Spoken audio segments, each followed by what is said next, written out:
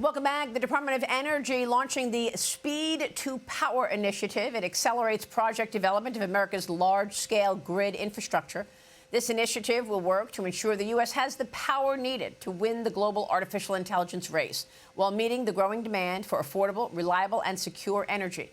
An Energy Department analysis shows that the current rate of project development is inadequate in supporting the country's rapidly expanding manufacturing needs. Joining me now is U.S. Energy Secretary Christopher Wright. Secretary, great to see you.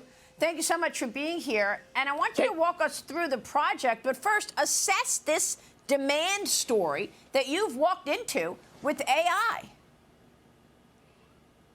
No, it's fantastic. You know, AI is coming. We want it to come to the United States, not dominantly to China or elsewhere in Asia.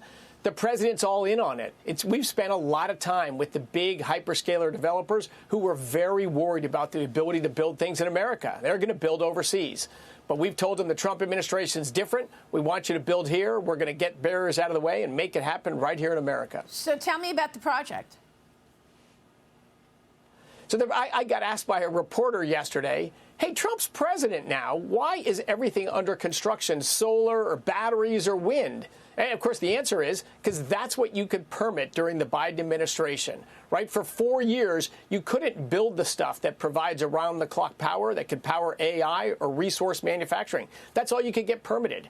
So this power now is how can we help you, developers, expedite your project, to build new transmission, to get a new generation source online, or new technology that will allow us to get more out of our existing grid. We need all of that to stop the rise in electricity prices, bring industry back to the United States, and thrive with AI. But with this administration, we're going to get it done. You will see amazing amount of construction and a very serious pivot away from the nonsense and towards common sense. So you know, these are long-term projects that companies want to invest in.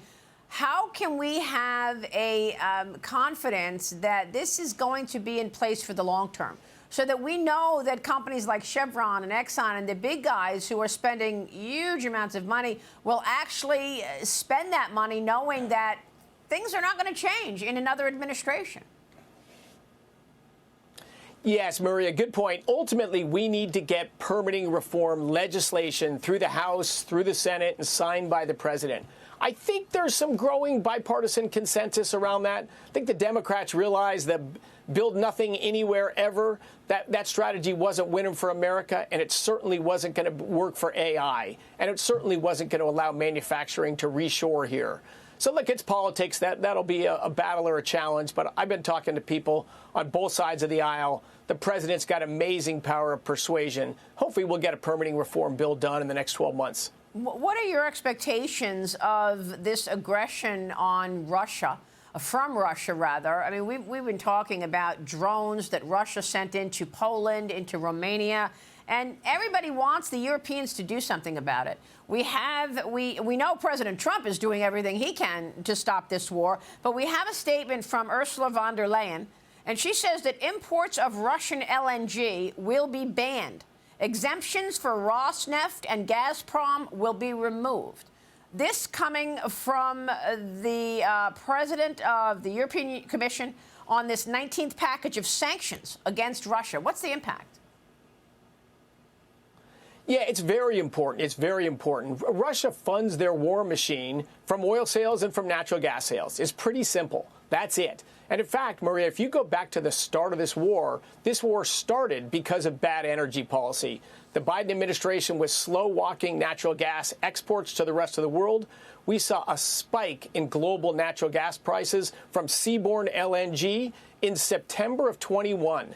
6 months before the war started. That spike in prices gave the go-ahead to Putin that now's my time of maximum leverage. The West has lost their way on energy. Prices are high. They're dependent upon us. And they amassed troops on Ukraine. And 6 months later, they invaded.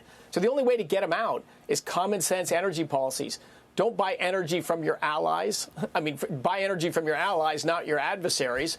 Don't enrich Russia by stupid policies that just drive up the price of oil and natural gas. That enriches him and enables his global ambitions. We got to all band together, get common sense on energy, reestablish tight partnerships between Europe and the United States, and we can supply the energy they need. That's President Trump's agenda, and that's what I spent 9 days in Europe trying to sell, with great meetings, great reception. And do you feel that you're going to see increasing business so that the U.S. can sell oil and gas to our allies in Europe?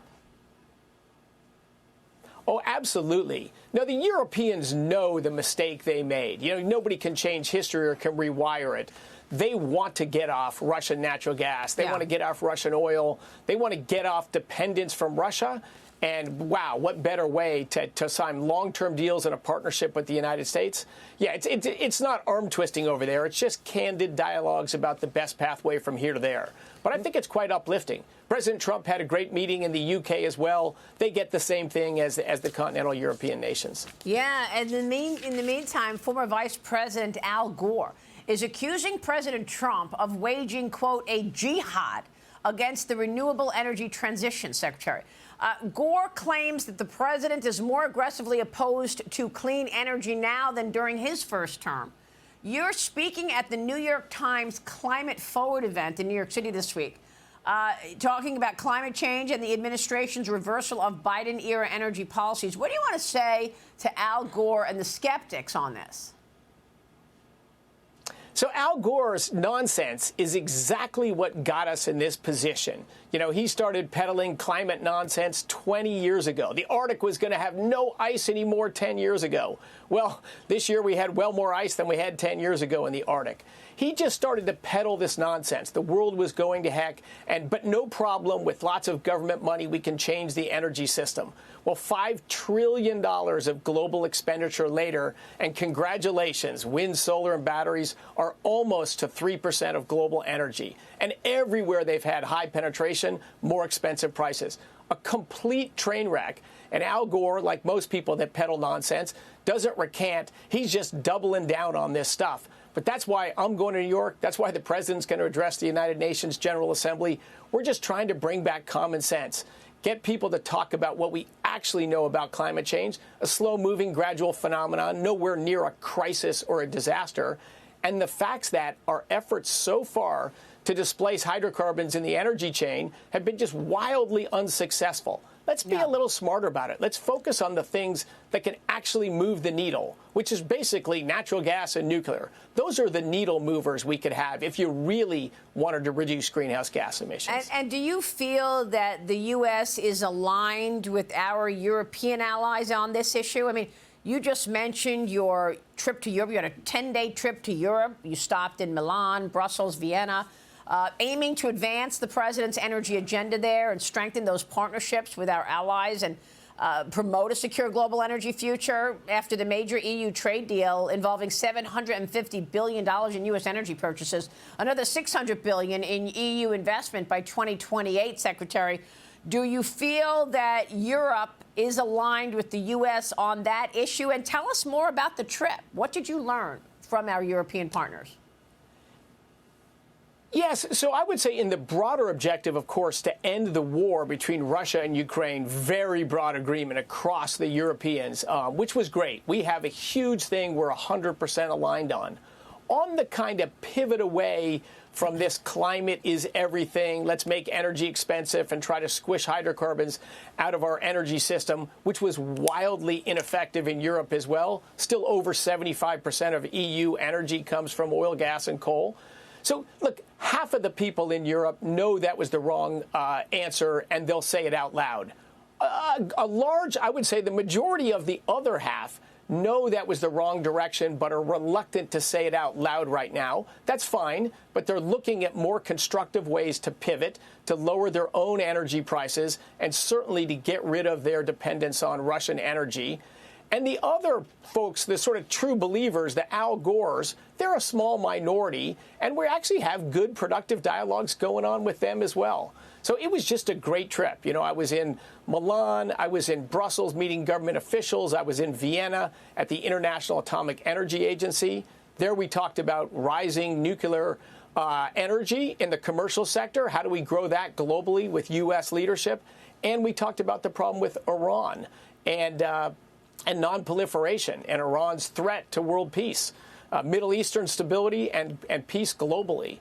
So that was a great coming together. There's nothing like meeting people in person and having dialogues, sometimes in public and sometimes behind closed doors. But I think Europe is embracing President Trump's leadership as well. I think that's true. However, they're still buying Russian oil. Were you able to understand why Europeans are still buying Russian oil, in effect funding the war on Ukraine?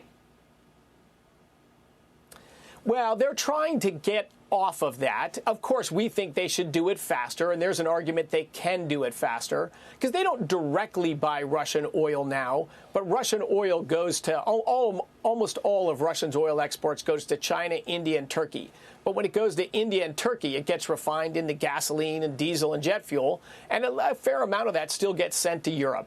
They don't want to keep doing that, so we talked about mechanisms to do it. Look, they're moving slower than President Trump and I would like, but they're moving in the right direction, and I'm convinced we'll make huge progress in the next 12 months. All right, we will leave it there. Secretary, great to see you. We're watching your work, and we appreciate your time. Thank you, sir.